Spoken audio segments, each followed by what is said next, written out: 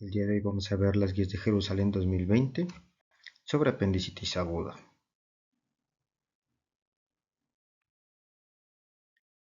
Background, fondo.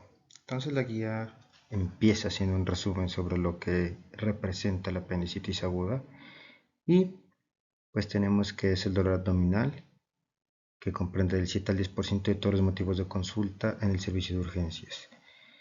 Y de tal forma se configura como la causa más común de dolor abdominal en la parte inferior del abdomen, siendo el diagnóstico más común en pacientes jóvenes con abdomen agudo. Afortunadamente, la incidencia ha disminuido desde 1940 en países desarrollados de 5.7 a 50 por 100.000 habitantes año y tiene un pico entre las edades de 10 a 30 años. El riesgo a lo largo de la vida de tener apendicitis aguda varía dependiendo de los países y de la zona que estemos viendo, pero se menciona que es un 9% en Estados Unidos, un 8% en Europa y un 2% en África. Hay una grande variación en la presentación, la severidad de enfermedad, el número y el tipo de estudio radiológico que solicita y el manejo quirúrgico entre los países desarrollados y no desarrollados. Mucho de esto en parte por la disponibilidad de estudios imagenológicos y de medicamentos, fármacos, etc. La tasa de perforación varía entre el 16 y el 40% y desafortunadamente es mayor en personas jóvenes, donde representa el 40 al 57%, y en mayores de 50 años, donde representa el 55 al 70% de los casos. El diagnóstico, a pesar de que antes se mencionaba que el diagnóstico era clínico, la verdad es que el diagnóstico clínico es usualmente un reto y comprende la unión de hallazgos clínicos, paraclínicos y cuando hay disponibilidad de radiológicos. Desafortunadamente todas las partes clínicas, o todos los hallazgos clínicos, paraclínicos, imagenológicos por separado, son de poco poder diagnóstico, por lo cual se han usado scores o puntajes clínicos, en los que se incluyen examen físico y marcadores inflamatorios. Ningún sistema de puntuación o de score es ampliamente aceptado. Hay muchos que es en la actualidad, pero ninguno es totalmente, digamos, ampliamente aceptado en los estudios clínicos que hay disponibles.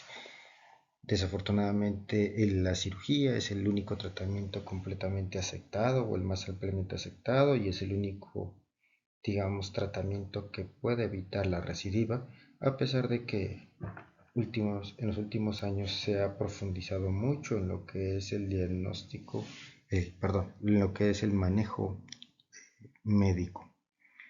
La mortalidad afortunadamente ha disminuido mucho desde que se empezó a tratar esta patología, pasando que al principio se trataba cuando ya formaba absceso y después cambió a evitar la formación de absceso y operar a los pacientes cuando se hacía el diagnóstico. Y actualmente solamente es del 0.1 o al 5%.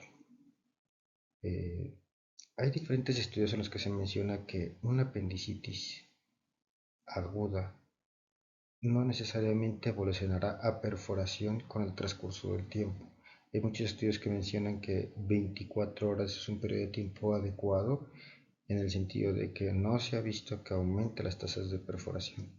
E incluso hay una teoría que dice que la apendicitis aguda no complicada y la apendicitis aguda perforada son dos entidades patológicas diferentes y no corresponde una a un periodo de evolución diferente de la otra.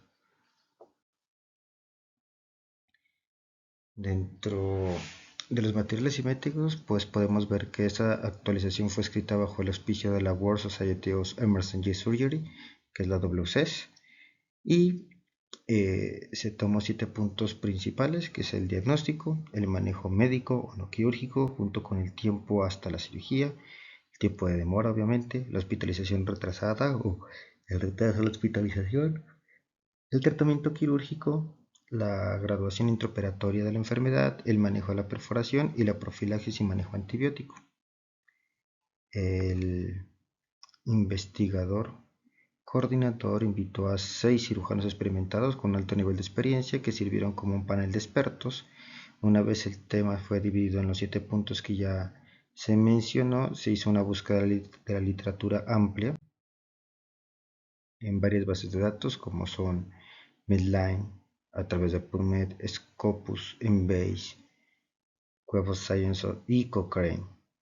Esta búsqueda se hizo a través de preguntas pico de los diferentes puntos que se mencionó previamente y se incluyen artículos desde el 2015 al 2019 sin ninguna restricción en la búsqueda. Hay que recalcar que en esta labor hubo una cooperación de la Universidad de Bolonia y se hicieron recomendaciones para adultos y niños, pacientes pediátricos que van de los 1 a los 16 años. Se excluyeron a los infantes, que se define en esta guía como los menores a 1 año. Se llegó a consenso a través de una votación anónima, dando una recomendación o dando como recomendación al enunciado que tenía más del 70% de aprobación. Para generar las recomendaciones o la fuerza de recomendación se utilizó el sistema GRADE, que puede ser un tema de discusión para otro video. Entonces tenemos esto, la búsqueda inicial de diferentes motores de búsqueda o bases de datos resultó en 984 artículos, entre los cuales pues se hizo una evaluación de el título, abstract y texto y quedaron 157 artículos. De estos 47 artículos se hicieron 48 afirmaciones y 51 recomendaciones sobre los 7 temas y sobre 30 preguntas de investigación.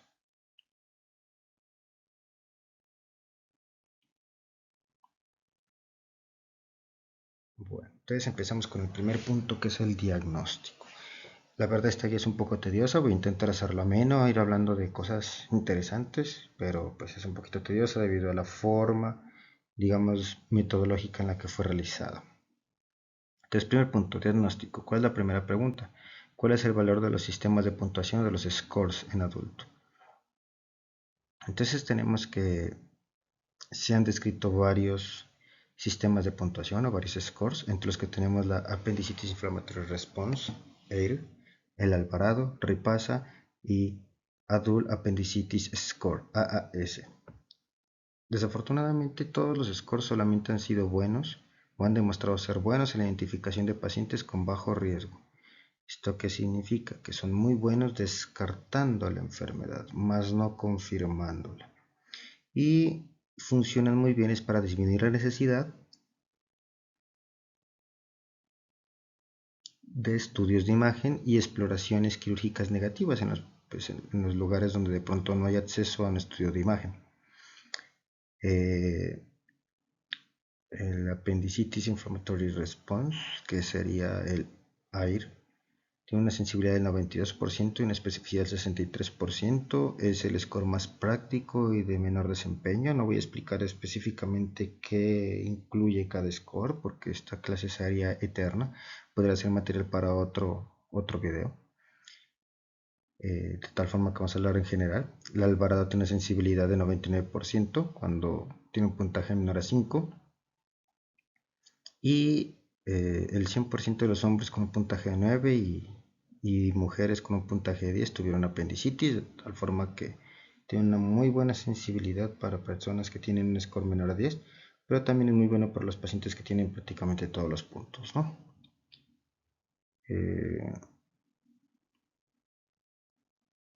Okay. Desafortunadamente este score no es capaz de diferenciar la enfermedad complicada de la no complicada en ancianos y es menos sensible en pacientes portadores del virus del VIH. Ripasa tiene una sensibilidad y una especificidad un poco mejor que el Alvarado.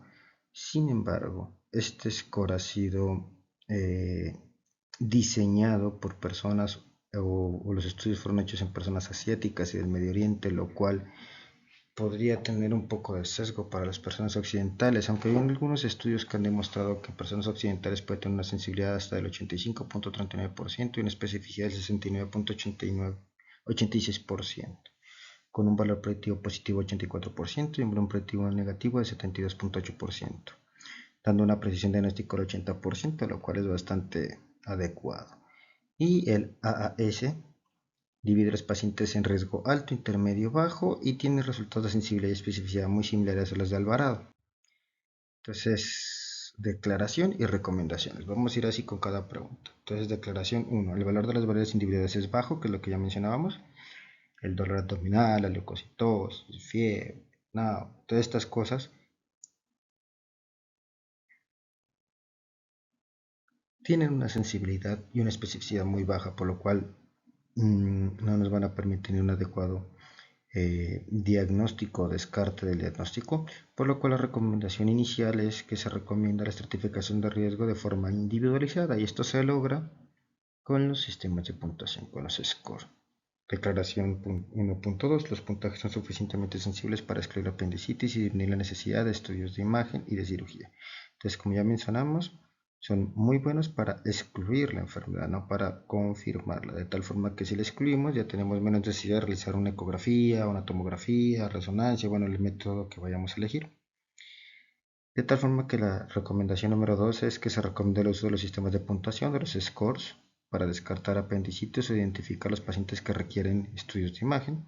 Y la recomendación 1.2.2 es que en mujeres embarazadas no se debe hacer un diagnóstico solo por clínica, siempre hay que solicitar para clínicos debido a que estos pacientes tienen migración del apéndice a una posición anormal la mayoría.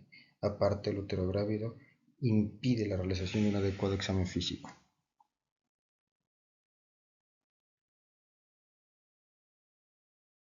Otra declaración, el Alvarado no es suficientemente específico en el diagnóstico porque no diferencia si hay una complicación, y es que el Alvarado ha sido muy bueno para descartar la enfermedad y cuando tiene valores muy altos para confirmarlo, pero no te puede diferenciar entre una enfermedad complicada o no complicada.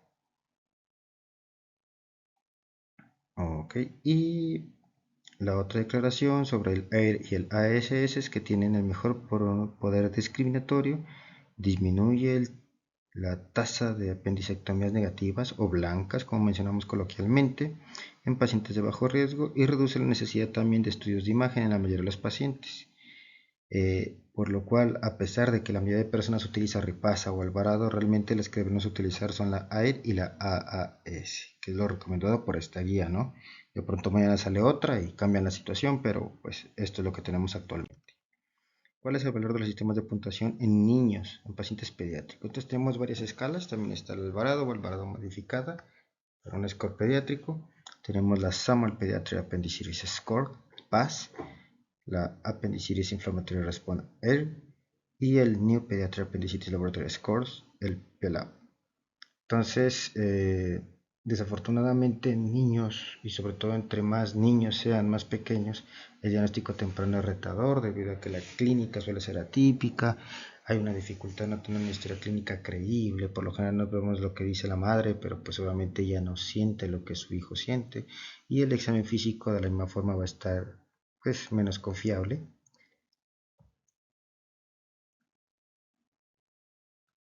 La Alvarado pues ya es una escala que es ampliamente conocida, se maneja. La Samuel Pediatric Appendicitis Score incluye signos que por lo general se utilizan solamente en niños, como por ejemplo el dolor en fosa ilíaca derecha con la tos, al saltar o a la percusión. Todos son signos de irritación peritoneal, claramente.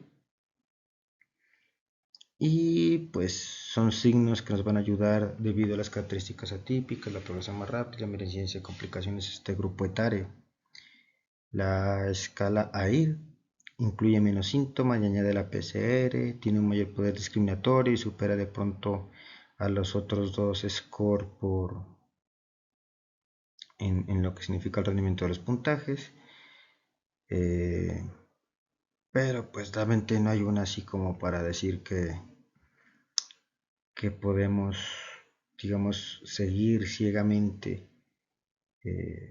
Entonces, la primera declaración es que dice que el Alvarado y el PAS son útiles y en los niños no se recomienda realizar diagnóstico basado solamente en puntajes, como lo recomendaba también para adultos. ¿Cuál es el rol de los bloqueadores séricos en los adultos? Entonces, La PCR es evaluado junto a scores o puntajes como la de Alvarado y separado, y tiene un valor diagnóstico moderado que no mejora la precisión diagnóstica de la herramienta. Se ha estudiado otros biomarcadores como la albúmina modificada por isquemia, que se ha correlacionado con los hallazgos tomográficos en relación a apendicitis gangrenada y perforada, pero no es ampliamente disponible y tampoco tiene una evaluación pues, en evidencia completa. Definitivamente los estudios de rutina que se tienen que incluir en un paciente es los leucocitos, el recuento leucocitario con su diferencial entre neutrófilos, sobre todo con el conteo relativo y absoluto de neutrófilos, la proteína C reactiva y un uroanálisis, un examen de orina. La procalcitonina y la calprotectina pueden mejorar significativamente la discriminación diagnóstica, pero pues no está disponible de forma amplia en todas las instituciones. La PCR mayor a 10 es un factor predictor fuerte en menores de 16 años, pero también hay que pues, manejarlo con pinzas porque pues, sabemos que se puede elevar con muchas cosas, no solamente con apendicitis, con cualquier proceso inflamatorio como tal se podría elevar. Entonces la primera recomendación en adultos, los marcadores bioquímicos prometen, hay algunos que sirven, otros que no, pero no hay evidencia fuerte para recomendar el uso de alguno en especial. Y en los niños, pues que hay que hacer recuento leucocitario con diferencial, específicamente neutrófilos. La PCR es útil, una PCR mayor a 10 y unos leucocitos menores de 16.000 son predictores fuertes de apendicitis aguda. Recordemos que también toma como unos leucocitos mayor a 18.000 como un factor que podrían implicar o significar la complicación de una apendicitis aguda. Y la recomendación en niños es utilizar tanto los marcadores bioquímicos como los puntajes. Bueno, ahora sí. Digamos que utilizamos un sistema de imagen y un sistema de puntaje, un score, y necesitamos hacer un estudio de imagen. Entonces tenemos, digamos, varias formas de hacer estudios de imagen o varios tipos, como el ultrasonido, la tomografía, la resonancia, que son los que principalmente vamos a ver. Tenemos que el ultrasonido tiene una sensibilidad del 76% y una especificidad del 95%, y en comparación con la TAL tiene una sensibilidad del 99% y una especificidad del 84%. Normalmente digamos que tradicionalmente se consideraba la TAT como el estudio ideal, pero se ha dado cuenta que el ultrasonido, aparte de librar al paciente del efecto adverso indeseable de la radiación que tiene una tomografía, disminuye en un 50% la necesidad de realizar una tomografía al paciente y por lo tanto los costos y la radiación. Entonces, pues una reducción de la mitad de las tomografías yo creo que es algo que deberían tener en cuenta la mayoría de instituciones. Con respecto a la TAG, pues tenemos que hay varios tipos de TAG. Normalmente primero se discutió si tenía que ser siempre contrastada, y si es contrastada si era intravenoso, si era venoso y oral, si era venoso, oral y rectal, que es la famosa tomografía con triple contraste. La verdad es que una tomografía con contraste endovenoso es, digamos, lo preferido, pero las tomografías con doble contraste o triple contraste realmente no añaden digamos, un beneficio en el poder diagnóstico del estudio.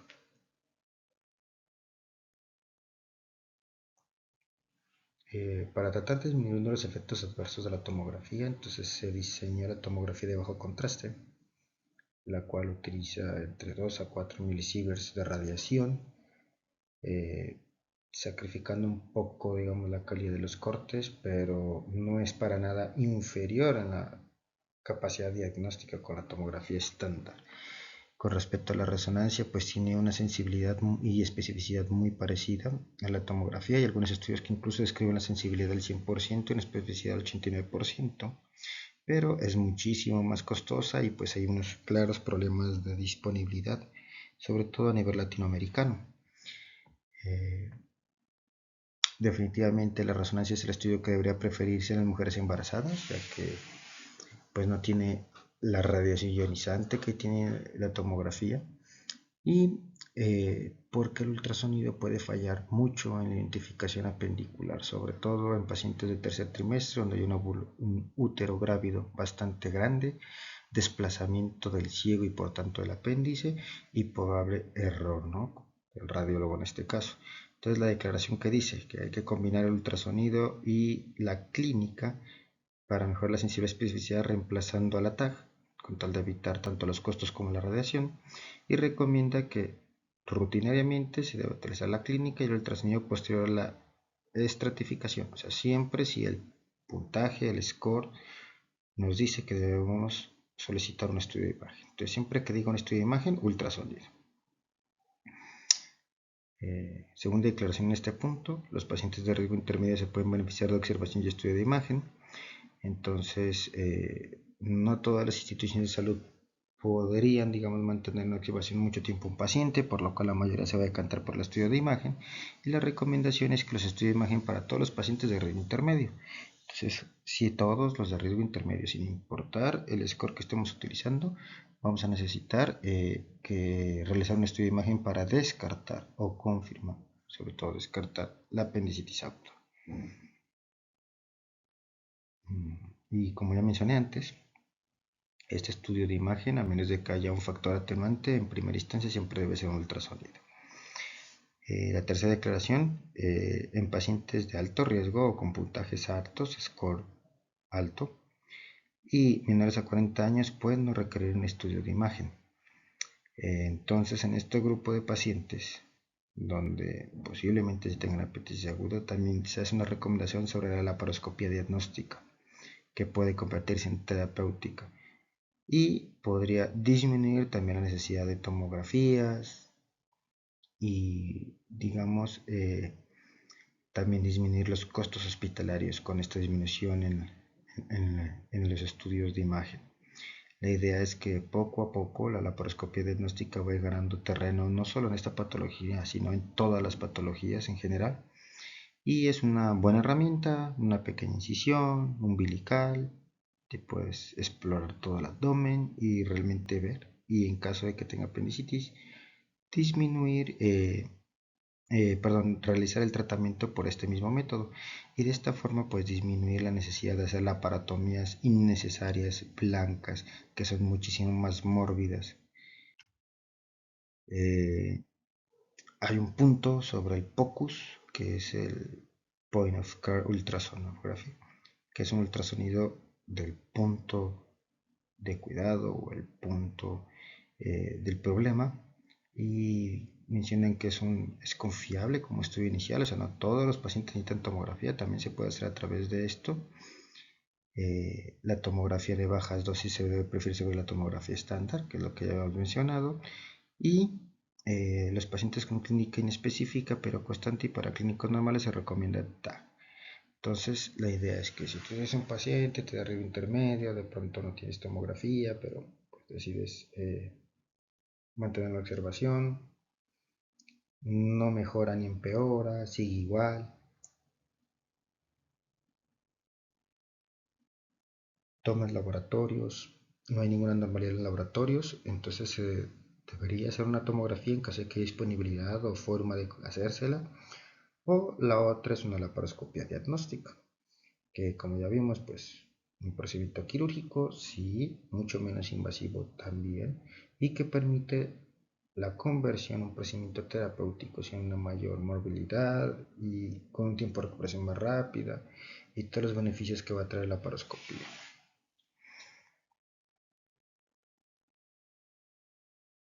Ok. Si hay un paciente que tiene dolor en fosa ilíaca derecha con paraclínicos normales, eh,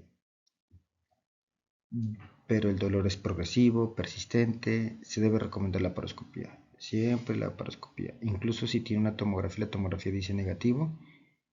Eh,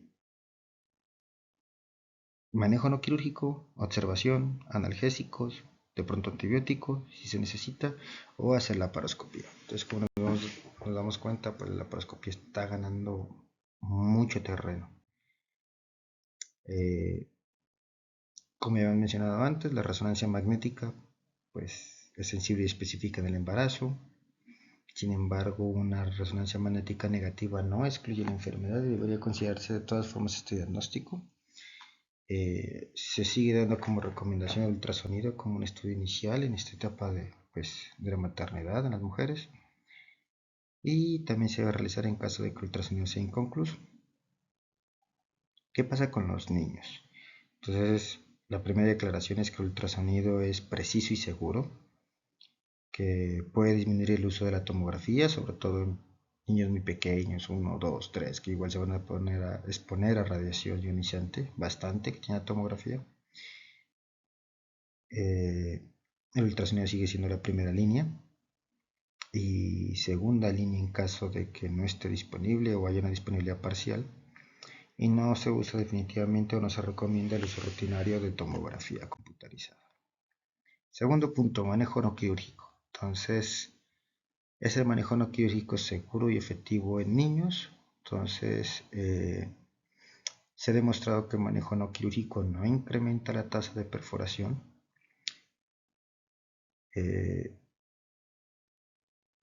Se ha recomendado o se ha hecho, digamos que, varias recomendaciones sobre en qué pacientes iniciar manejo no quirúrgico. Algunos estudios recomiendan los pacientes que tengan una PCR menor a 60, un recuento leucocitario menor a 12, edad menor a 60 años. Sin embargo, aún no hay un consenso específico sobre este punto en la literatura. Hay algunos estudios que mencionan que hasta el 72.7% de los pacientes podrían requerir cirugía incluso después de un manejo antibiótico. No requeriría cirugía posteriormente después de un manejo antibiótico adecuado, pero de todas formas van a tener una tasa de recurrencia un año del 27.4%, que podría incrementar hasta más del 40% después de los 5 años. La tasa de falla del manejo médico es aproximadamente del 8% durante la primera hospitalización, y desafortunadamente más del 20% de los pacientes que fueron tratados con manejo no quirúrgico podrían necesitar una segunda hospitalización por recurrencia de la enfermedad. Otra de las indicaciones que de pronto la guía menciona mucho es la presencia de fecalito. Si un paciente tiene apendicitis aguda y fecalito, el manejo no quirúrgico difícilmente va a funcionar. Entonces, ¿qué nos dice? Declaración.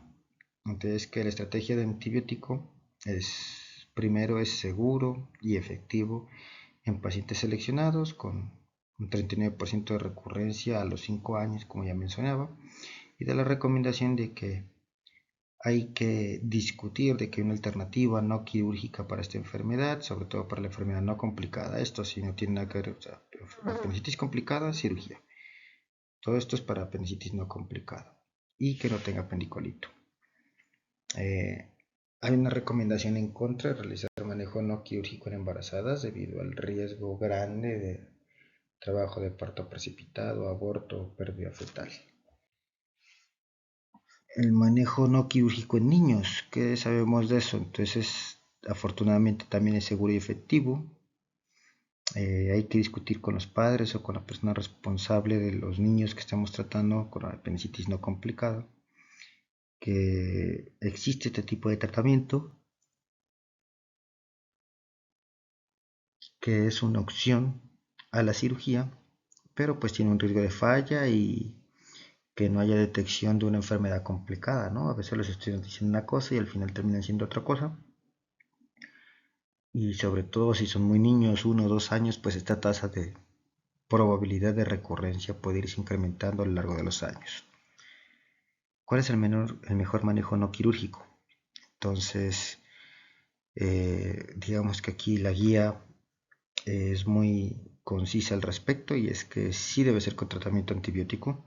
Hay algunos estudios que mencionan manejo no quirúrgico sin antibiótico, pero la verdad es que les va peor. Lo que sí está a favor es de la terapia switch, o sea, de hacer cambio de intravenoso oral con el fin de disminuir los días de estancia hospitalaria y favorecer la recuperación del paciente.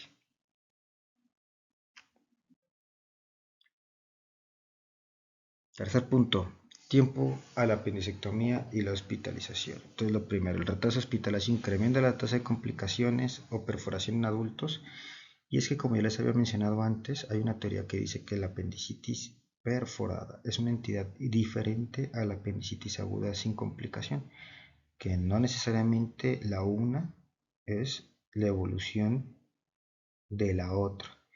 Entonces, esta hipótesis tiene algo de respaldo en metaanálisis, donde se demuestra que el retraso de la apendicectomía en pacientes con enfermedad no complicada no incrementa el tasa de perforación, pero pues hay que ver qué artículos siguen saliendo después de esto y pues se va, digamos, actualizando esta recomendación. De todas formas, por el momento, entonces la declaración es que un retraso de hasta 24 horas es seguro.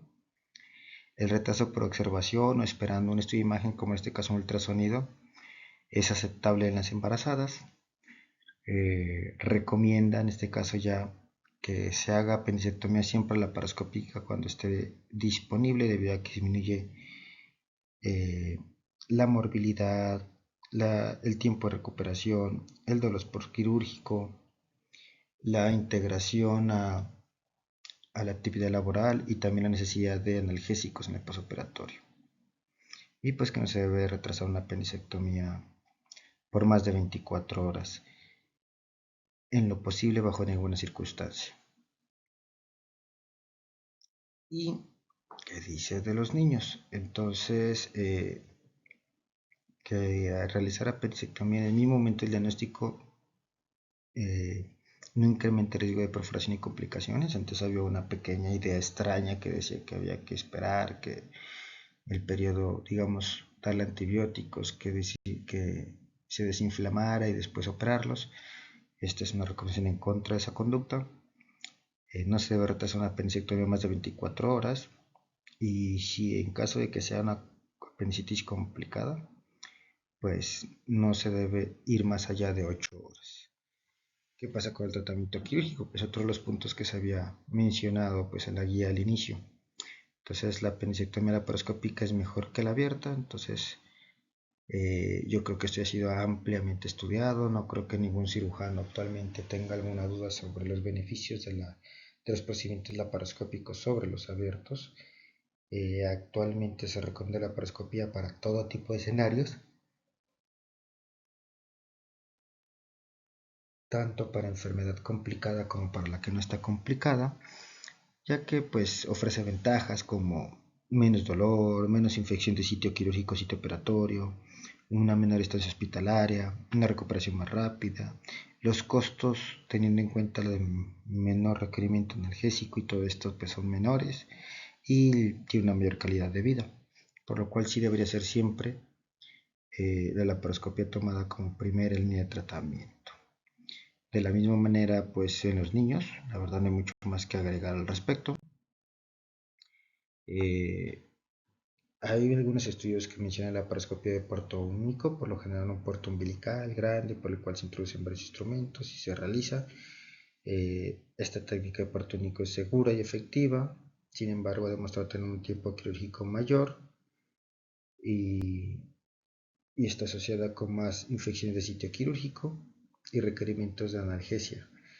Entonces, en lo que es adulto se debe enfocar o se debe preferir el enfoque por 3 puertos.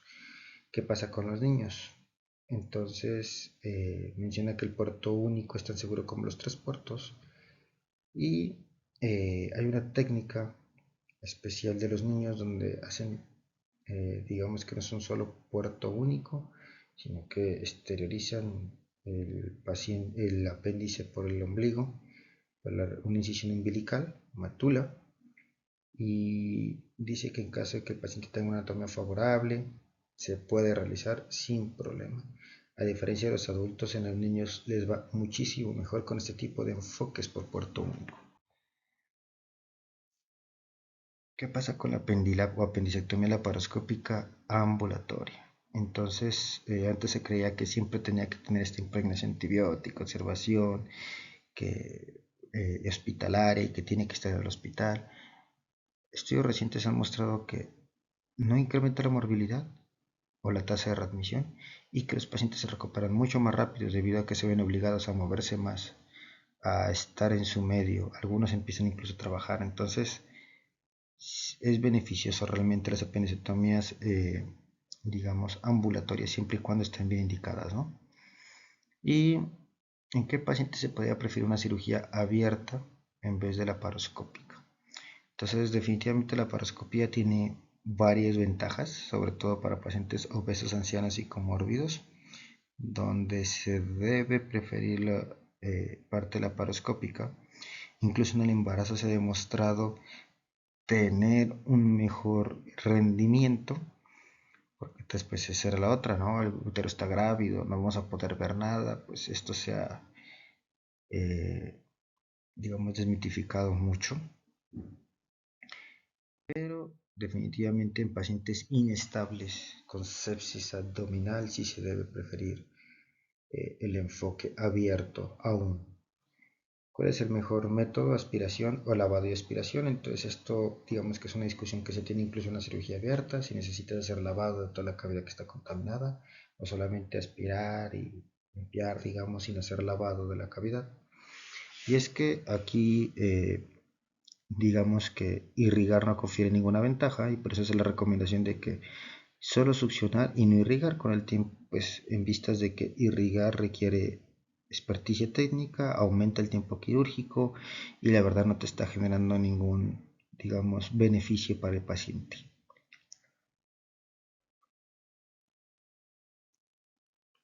La técnica para la disección del mesapéndice, si hay algún tipo de beneficio y aquí específicamente eh, digamos que mencionan si hay que usar endoclip, endoloops, electrocoagulación, monofásica, bifásica, armónico, ligasure.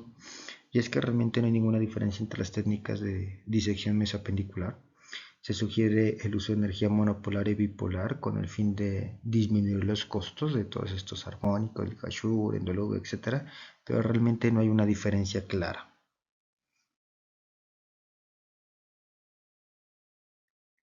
El tipo de cierre del muñón de algún beneficio, entonces eh, esto se refiere si hay que usar endolú, si la técnica es Puchep, si la técnica es Zuckerman Z, si la técnica es Halsted, cómo es el manejo del muñón y la verdad es que no hay ninguna diferencia en todo el tipo, en todas las diferentes técnicas. Eh, en caso de utilizar algún, digamos, herramienta adicional, se recomienda Endoloop Suture Eclipse con el fin de que disminuir los costos. Y las engrapadoras se recomiendan sobre todo para enfermedad complicada.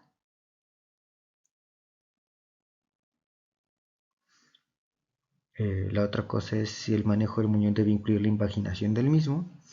La verdad es que no hay ninguna diferencia, aumenta el tiempo quirúrgico, en manos inexpertas podría aumentar las número de complicaciones, aunque esto último no ha sido ampliamente descrito en literatura, pero la recomendación es la ligadura simple. Se haga su puchet, liga el apéndice, lo corta y se acabó. Drenajes en la enfermedad complicada. Pues la verdad es que ningún beneficio. Ni aumentan el número de laparotomías terapéuticas por sepsis abdominal, ni disminuye el número de laparotomías permitiendo el drenaje, y solamente tienen complicaciones como celulitis, infección, fístulas, etcétera, etcétera. No se debe recomendar, ninguna guía lo recomienda actualmente, a pesar de que desafortunadamente en muchas partes del mundo todavía es una técnica ampliamente realizada. Eso es en adultos. En niños, lo mismo. Ni previenen complicaciones ni mejoran nada. No se debe realizar. ¿Cuál es el mejor método para reducir la infección de sitio operatorio en cirugía abierta y de enfermedad complicada? Entonces la verdad es que estudian irrigar la herida con antibióticos, poner, digamos, coberturas por encima de la piel antes de hacer la incisión, pero lo único que ha demostrado algo de evidencia son los anillos protectores o los retractores tisulares, comúnmente llamados estos anillos de retracción. ¿Y qué es lo que hacen? Que al hacer la protección de la piel y todo hasta la cavidad abdominal disminuyen algo digamos, las infecciones de sitio operatorio, pero estos separadores Alexis, digamos, como se dicen comúnmente, realmente pues tampoco es una gran diferencia. Lo que sí es que el cierre retrasado de la piel, que antes hacían, que cerraba la pondera y dejaba la piel abierta, realmente no tiene ningún sentido de ser, no disminuye nada, y la sutura subcuticular, que es la intradérmica o la subdérmica para los mexicanos, a pesar de o en contra de lo que piensan la gran mayoría de los cirujanos, es la sutura que tiene menor riesgo de complicación en términos de infección, de supuración, y es la que se debe realizar. Así la apendicectomía sea complicada. Recomiendan para el cierre una sutura absorbible con el fin de que no se, digamos, haya necesidad de retirar, y si es posible que sea monofilamento, debido a que las suturas multifilamentosas pueden albergar o dar origen a bacterias en sus filamentos y aumentar el riesgo de infección de herida quirúrgica. Con respecto a la graduación intraoperatoria, pues eh, hay varios sistemas de puntaje o de scores intraoperatorios. Digamos que en general todos los cirujanos consideran la perforación, el acceso intraperitoneal, la parálisis purulenta como un sinónimo de complicación, pero no hay una graduación. Hay varios sistemas de graduación, digamos, internacionales como la Laparoscopic Appendicitis Score, LAP, el World Society of Emergency Surgery, el WCS, American Association for the Surgery Trauma, AAST, que son mismos que hacen las clasificaciones de las diferentes graduaciones de heridas traumáticas de los diferentes órganos, y The Sunshine Appendicitis Grading System Score, SAGS. Pero desafortunadamente hay varios estudios que mencionan que lo que ve el cirujano dentro, digamos, en el acto quirúrgico, muchas veces no se corresponde con lo encontrado patológicamente, por lo cual los hallazgos esperados, no esperados, digamos, ante hallazgos no esperados, solamente la inspección visual es insuficiente. Se recomienda siempre la evaluación histopatológica de rutina de las piezas obtenidas, y no se recomienda ningún sistema de graduación en general, en específico. Se debe realizar apendicectomías laparoscópicas blancas, o sea, un paciente que tú lo operas bajo sospecha de apéndice, metes la lente, encuentras el apéndice normal. ¿Qué haces? Entonces, al igual que lo previo, así como los hallazgos inusuales, no solamente el ojo del cirujano es suficiente para, digamos, o suficiente para hacer un diagnóstico, si es tumor, si no es tumor, etcétera, etcétera.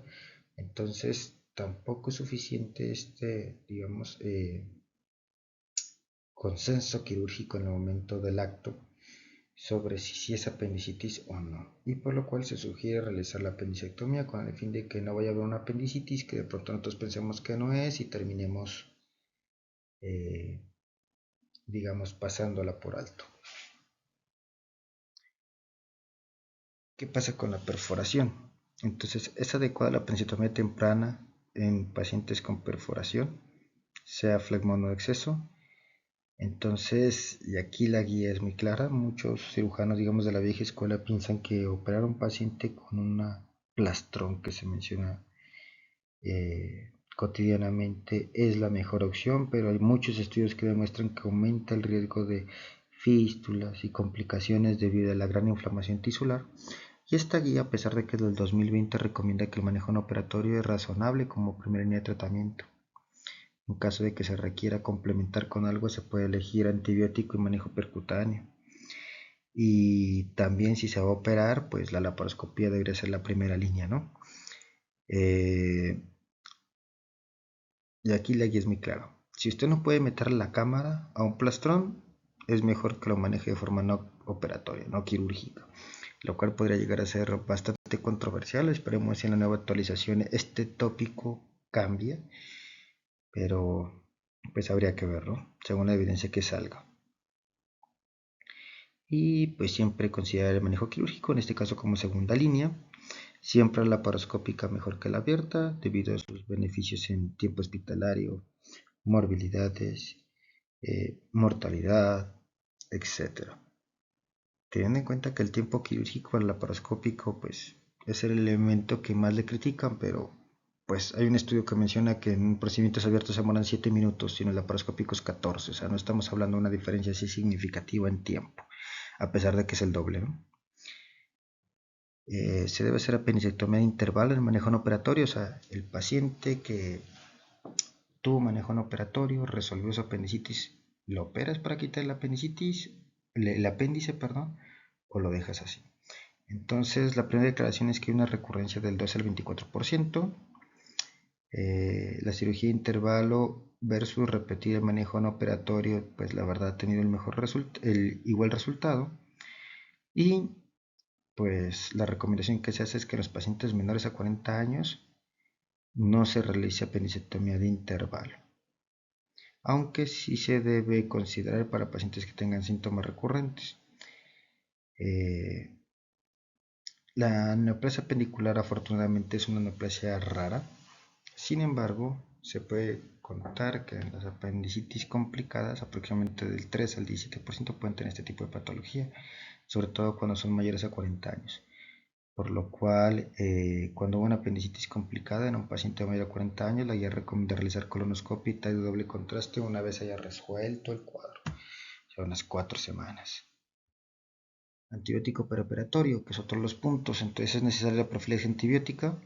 Entonces, pues la verdad las recomendaciones son las que ya no sabemos. Se debe realizar una profilaxis antibiótica de 0 a 60 minutos antes de la incisión para disminuir la cantidad de infección de sitio operatorio y acceso, eso sí, de acuerdo pues a los esquemas de profilaxis antibiótica que hay en cada institución.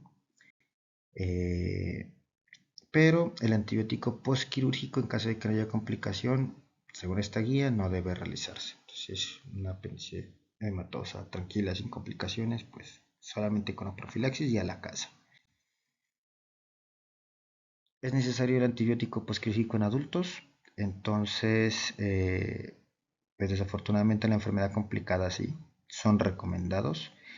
Se ha visto en varios estudios que suspenderlos después de 24 horas de haberlos iniciado es seguro y se puede hacer el cambio por una terapia antibiótica oral que permita su egreso y de esta manera disminuir la hospitalización. En caso de infección intraabdominal controlada, se puede realizar pues, una terapia de 3 a 5 días y resulta igual de efectiva que las terapias más largas. Definitivamente no dar una terapia antibiótica más de 3 a 5 días en cualquier escenario, excepto pues, en pacientes que tienen sepsis abdominal, muy afectados, intubados, requerimiento de UCI, etcétera, etcétera, etcétera.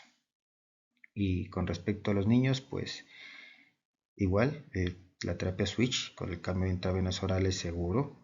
Es igual, hay que hacerlo después de 48 horas, o sea, 2 días, y siempre teniendo una duración menor a 7 días. Y la terapia antibiótica postquirúrgica en pacientes con apendicitis no complicada realmente no disminuye la infección de sitio operatorio, por lo cual quedaría muy entredicho. Y la recomendación es no usar antibióticos postquirúrgicos en enfermedad complicada. Hay que aclarar que los antibióticos prequirúrgicos, los antibióticos profilácticos sí son recomendados administrar. Y afortunadamente eso sería todo por el día de hoy. Los dejo con una visión de Samantha Oswalda y que tengan buena noche. Hasta un próximo video.